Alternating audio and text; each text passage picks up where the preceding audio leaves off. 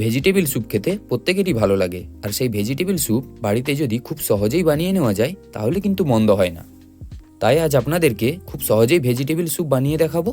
নমস্কার, আমি শুভাশিস, আপনারা দেখছেন সেফ কিচেন।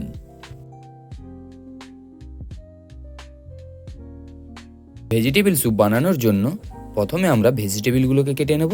আর আমি কি ভেজিটেবলগুলো নিয়েছি আপনারা দেখে নিন। নিয়েছি বিনস, পেঁয়াজ, গাজর, বাঁধাকপি, স্প্রিং অনিয়ন, অনিয়ন স্ট্রিপ, আর সর্বশেষে নিয়েছি কাঁচা কড়াইশুঁটি বা মটরশুঁটি। এগুলোকে ছোট ছোট করে কেটে নেব। দেখুন ভেজিটেবলগুলোকে আমি কিভাবে কেটে নিয়েছি, আর ঠিক এইভাবেই ভেজিটেবলগুলোকে কেটে নিতে হবে। আর তার সাথে মটরশুঁটিগুলোকে আমি হালকা ক্রাশ করে নিয়েছি। গোটা মটরশুঁটি দিলাম না, হালকা ক্রাশ করে নিলে এতে স্যুপের টেস্টটা খুব ভালো হয়।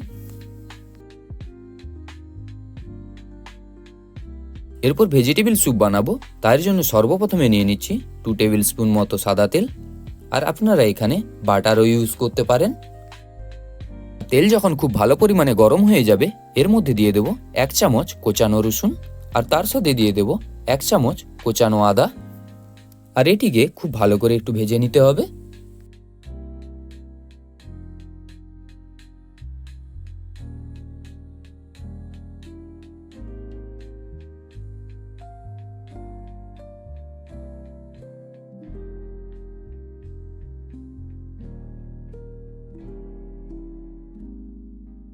আর ঠিক এইভাবে যখন ভাজা হয়ে যাবে, এর মধ্যে কেটে রাখা ভেজিটেবলগুলো একে একে করে দিয়ে দেব।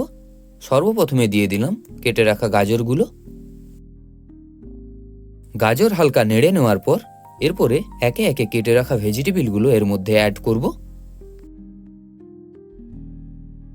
দিয়ে দিলাম কেটে রাখা পেঁয়াজ, এরপর দিয়ে দিলাম কেটে রাখা বিনসগুলো, তারপর দিয়ে দিলাম কেটে রাখা বাঁধাকপি,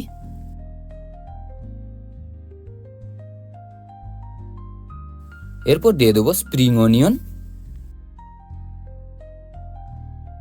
দিয়ে দিলাম অনিয়ন স্ট্রিপড,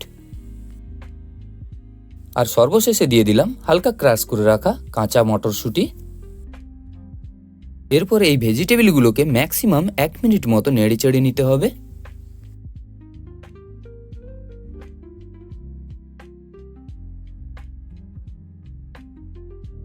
দেখুন আমি ভেজিটেবলগুলোকে 1 মিনিট মতো নেড়ে নিয়েছি। এরপর এর মধ্যে অ্যাড করব পুরো 1 লিটার জল।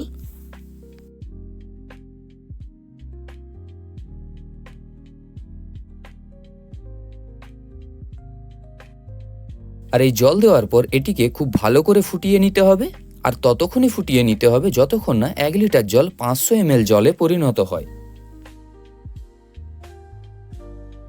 আর এই সময় এর মধ্যে দিয়ে দেব স্বাদ মতো লবণ। আর লবণ দেওয়ার পর এটিকে ভালো করে নেড়ে ফুটতে দেব।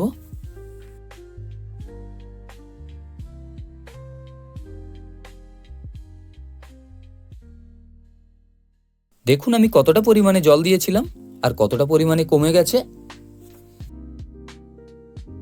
এরপর এর মধ্যে অ্যাড করব 1/2 চামচ মতো ব্ল্যাক পেপার পাউডার। আর এই ব্ল্যাক পেপার পাউডার দেওয়ার পর এটিকে খুব ভালো করে নেড়ে নিতে হবে। আর তার সাথে এই সময় অ্যাড করব 1 চামচ ভিনিগার।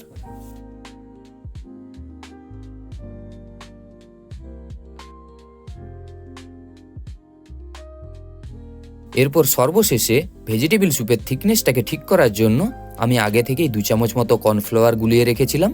এটিকে এরপর এর মধ্যে অ্যাড করব। এই কর্নফ্লাওয়ার দেওয়ার ফলে ভেজিটেবল স্যুপের থিকনেসটা অনেকটা গাঢ় হয়ে যায়, আর দেখতেও ভালো লাগে, তার সাথে খেতেও ভালো লাগে।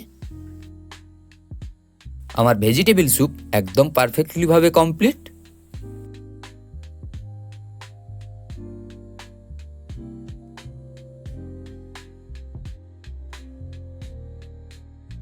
রেসিপিটা অবশ্যই বাড়িতে ট্রাই করবেন। আর এই রেসিপিটা কেমন হয়েছে কমেন্টে কিন্তু জানাতে ভুলবেন না। নমস্কার, আমি শুভাশিস, আপনারা দেখছেন সেফ কিচেন। দেখা হচ্ছে পরবর্তী একটা ভিডিওতে নতুন একটা রেসিপি নিয়ে।